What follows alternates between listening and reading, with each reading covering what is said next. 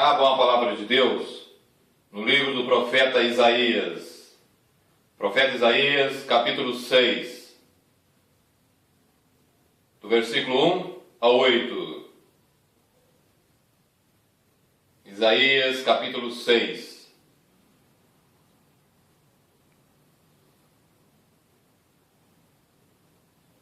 A palavra de Deus diz: No ano em que morreu o rei Uzias, eu vi ao Senhor assentado sobre um alto e sublime trono, e o seu séquito enchia o templo. Os serafins estavam acima dele, cada um tinha 6 asas, com 2 cobria o rosto, e com 2 cobria os pés, e com 2 voavam. E clamavam uns para os outros, dizendo: Santo, Santo, Santo é o Senhor dos exércitos. Toda a terra está cheia da sua glória. E os umbrais das portas se moveram com a voz do que clamava, e a casa se encheu de fumaça. Então disse eu: Ai de mim que vou perecendo, porque eu sou homem de lábios impuros, e habito no meio de um povo de impuros lábios. E os meus olhos viram o Rei, o Senhor dos exércitos. Mas um dos serafins voou para mim, trazendo na mão uma brasa viva que tirara do altar com uma tenaz. E com ela tocou a minha boca e disse: Eis que isto tocou os teus lábios, e a tua iniquidade foi tirada, e purificado o teu pecado. Depois disso, ouvi a voz do Senhor que dizia: A quem enviarei? E quem há de ir por nós? Então disse eu: Eis-me aqui, envia-me a mim. Nós temos aqui, nesse texto do livro do profeta Isaías, a introdução do Santo Evangelho de Jesus. Veja bem, Jesus, no início do seu ministério, as suas primeiras palavras narradas através do Evangelho de Mateus, Mateus 4,17, foram o seguinte: Arrependei-vos, porque é chegado o reino dos céus. E em Marcos, capítulo 1, versículo 15, ele diz o seguinte: O tempo está cumprido, o reino de Deus está próximo, arrependei-vos e crede no Evangelho.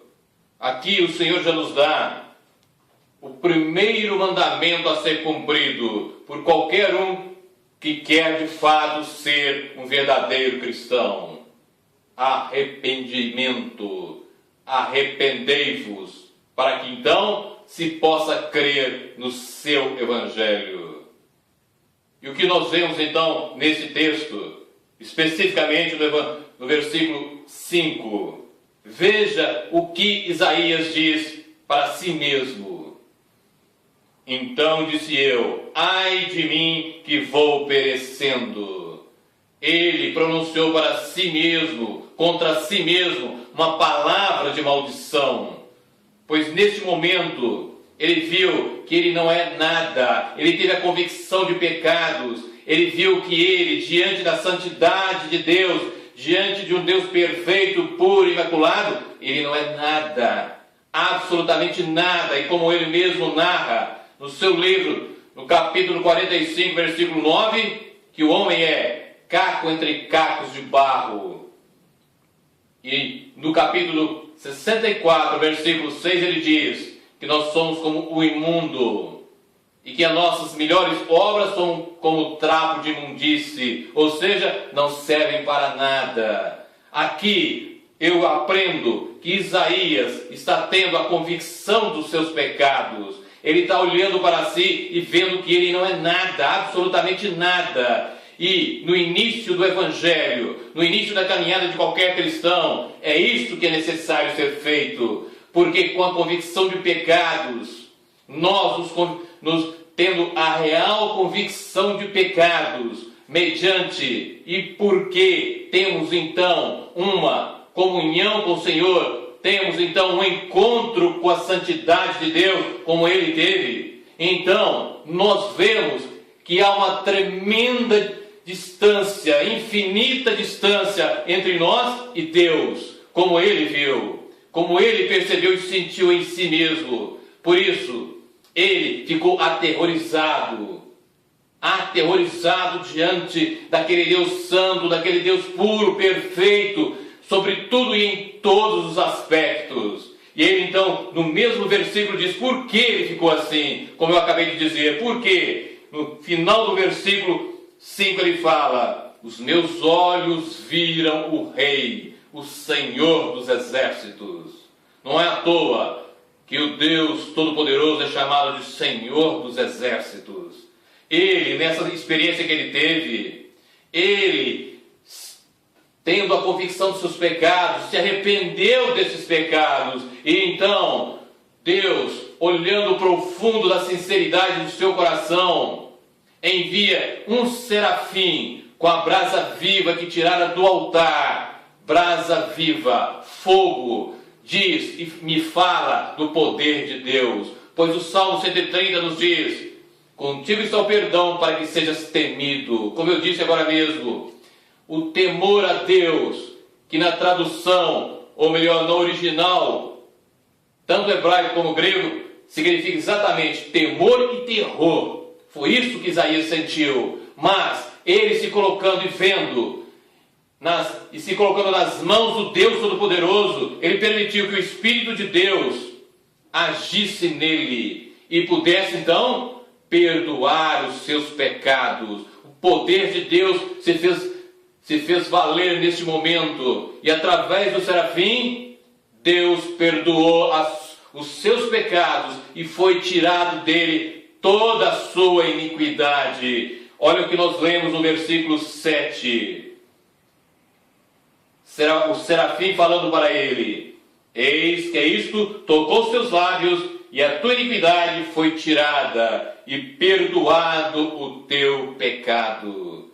É isto que nós temos que ter em toda a nossa vida. Nós temos que crescer dia após dia em arrependimento, nos arrependendo dos nossos pecados, para que a graça de Deus, para que a fé que salva possa ser viva em nós. Voltando para Marcos 1,15, arrependei-vos e crede no Evangelho.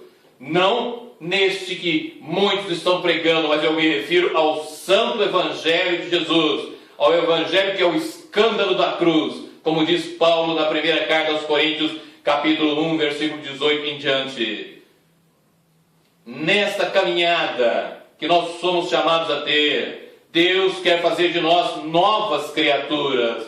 Aqui, na consagração de Isaías, Deus o fez nova criatura, através de uma convicção de pecados de Isaías, através do arrependimento que ele teve. Deus pôde então ir até ele e manifestar o seu poder e fazer dele um profeta às nações, um enviado dele, e sendo Isaías então, a partir de então, a sua boca, como diz Jeremias 15:19, a boca de Deus, aquele que é enviado para falar em nome de Deus. Isaías pôde ser isso, porque ele teve um encontro com Deus e ele viveu essa presença de Deus na sua vida. Ninguém, seja quem for, não tem o direito de falar em nome de Deus, não tem o direito de pronunciar as santas palavras de Deus, se não estiver caminhando pelo caminho da santidade, se não estiver vivendo a presença do Deus Altíssimo na sua vida. Todos nós temos que buscar a Deus, sentir a presença desse Deus Santo na nossa vida e saber que Ele é o Todo-Poderoso. Como diz Isaías no versículo 5, o Senhor dos Exércitos. Nós temos que nos colocar como servos, como escravos do Deus Todo-Poderoso. Porque nós, se somos de fato verdadeiros cristãos, nós deixamos a escravidão do pecado para sermos escravos de Cristo. E não há nada melhor do que servir e ser escravo de Jesus Cristo. Nós somos primeiro escravos para sermos servos, para então sermos co-herdeiros e participarmos finalmente da família de Deus. É um processo crescente de intimidade com o Senhor. É isso que Ele nos chama a viver. É isso que nós temos que buscar a cada dia da nossa vida. Essa experiência de Isaías não foi única, porque ali ele começou a sua vida de profeta. E cada um de nós é chamado para sim viver essa realidade da presença, da palavra viva, do Deus vivo na nossa vida. E sermos porta-vozes da sua santidade. Mas que, para que isso ocorra, é preciso que, em primeiro lugar, nós caminhemos na presença do Deus que é santo. Este é o atributo por excelência de Deus, santidade. E por que eu estou enfatizando tanto a santidade de Deus? Porque hoje nós vemos inúmeros e inúmeros evangelhos, inúmeros e inúmeros homens que não buscam a santidade de Deus, que não buscam a Deus em primeiro lugar e que dizem estar servindo. Mas esses homens não só não buscam a Deus, mas estão servindo a si mesmos. Isto que eu coloquei para os irmãos agora me leva a Mateus capítulo 7, versículos 13 e 14, quando o Senhor nos fala e nos ensina sobre os dois caminhos. Hoje, muitos falam, muitos entendem que essa passagem, Jesus está se referindo a um caminho que é o do cristão e ao outro caminho que é do mundo. Mas não. Na realidade, Jesus está dizendo, explicando e nos ensinando que existe aquele verdadeiro cristão e, portanto, está praticando o verdadeiro cristianismo, e aquele que é um falso cristão. Acompanhe comigo. Mateus 7, 13 e 14.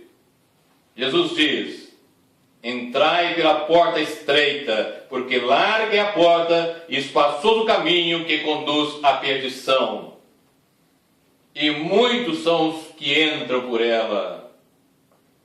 E porque estreita é a porta e apertado o caminho que leva à vida, e poucos há que a encontram. Veja bem como que Isaías está aqui. Isaías 6 está neste texto que nós acabamos de ler. Jesus fala em porta estreita e caminho apertado, mas também em porta larga e caminho espaçoso. A porta estreita é o arrependimento.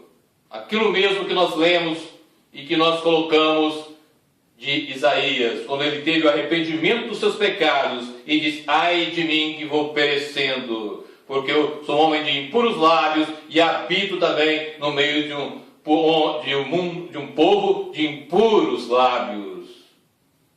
Então a porta é o arrependimento, mas o caminho apertado é a santificação, que somente o Espírito de Deus pode nos dar, que somente o Deus Altíssimo pode trabalhar, e sem santificação, como diz Hebreus 12, 14, ninguém verá o Senhor.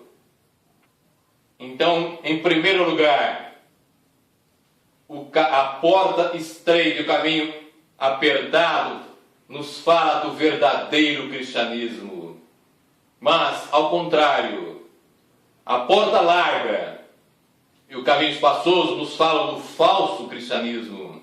Isso que nós vemos, infelizmente, na grande maioria das igrejas que se dizem cristãs hoje, que buscam as coisas materiais com as espirituais, que centralizam toda a fé nesta vida, que centralizam todas as coisas para o bem neste mundo tão somente. E Jesus, no Evangelho de Lucas, capítulo 12, versículo 15, diz que a riqueza, que os bens de um homem, a riqueza de alguém não consiste nos bens que ele tem, É o próprio Senhor nos dizendo.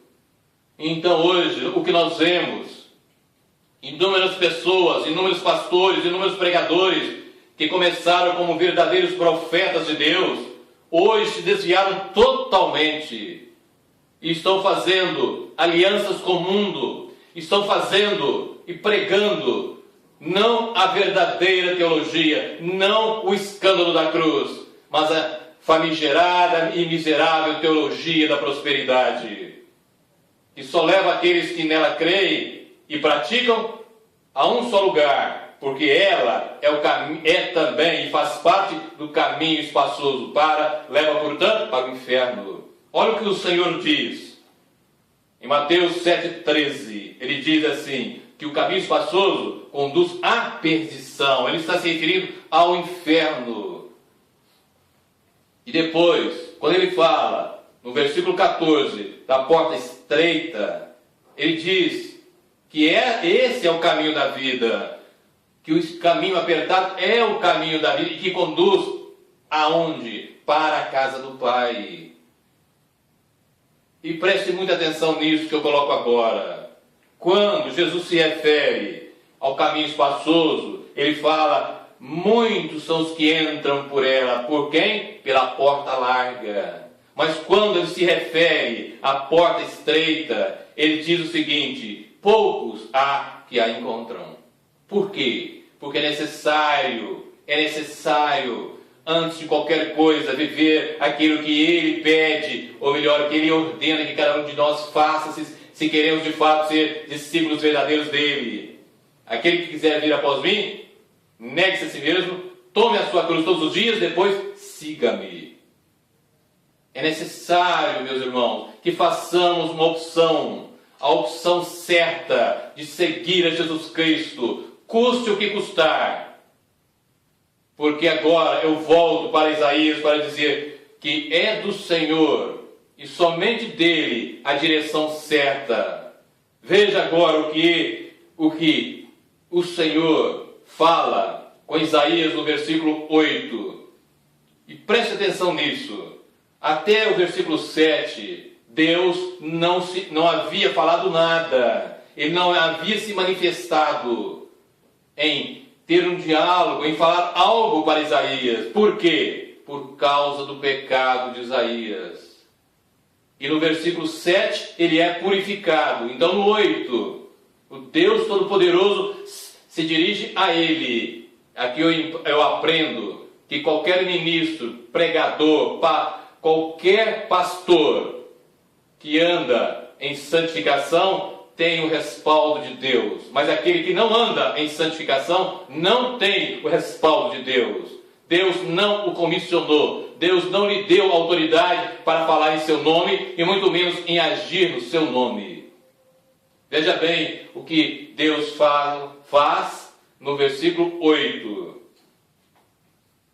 Isaías está dizendo, depois disso, depois da sua purificação, ouvi a voz do Senhor que dizia, a quem enviarei e quem há de ir por nós? Deus falando. Então disse eu, Isaías, dizendo, eis-me aqui, envia-me a mim. Você e eu, qualquer um de nós, só podemos, de fato, pregar o Evangelho, anunciar as boas novas, anunciar a Jesus Cristo, o verdadeiro Jesus Cristo, se nós formos comissionados pelo Deus eterno, se nós estivermos vivendo, como já disse, na sua santa presença. Não é à toa, em hipótese alguma, porque nada na palavra de Deus está à toa ou a mais, que aqui, antes de Isaías ter o seu chamado completo, ele, quando vai ser comissionado por Deus, o que ele vê, com quem ele tem uma profunda comunhão, com a santidade de Deus. Neste texto, nós temos que enfatizar, porque o próprio Deus, através do Espírito Santo, enfatizou, é a sua santidade. E nós, por mais que saibamos e que conheçamos, nós não temos a menor ideia do que é ser santo, ou seja, Deus ser santo, porque nele reside a santidade perfeita e a majestade suprema. Servir a esse Deus é aquilo que de melhor pode acontecer na sua e na minha vida. E ser escravo dele, como eu já disse, é o que de melhor pode acontecer. Nós precisamos, a cada dia, nos arrepender mais de nossos pecados, crescer mais na santificação e estarmos, então, num processo contínuo de passar sempre pela porta estreita e caminhar sempre pelo caminho apertado, porque este, e somente este, nos leva ao céu, à casa do Pai. Faça isso, porque Jesus, que foi preparar lugar, em João 14 ele diz que eu voltarei e levarei a vocês, para que onde eu estiver, vocês também estejam comigo. Seja você um verdadeiro cristão, para que não somente por palavras, mas principalmente por sua vida, você seja reconhecido como filho da luz, ou seja, da luz de Cristo, e você brilhe, dando seu testemunho, muito mais do que por palavras, mas por ações, e assim seja você reconhecido como um verdadeiro discípulo de Cristo, como um verdadeiro crente em Jesus Cristo. Amém? Que o Senhor nos abençoe, vocês todos, em nome de Jesus Cristo.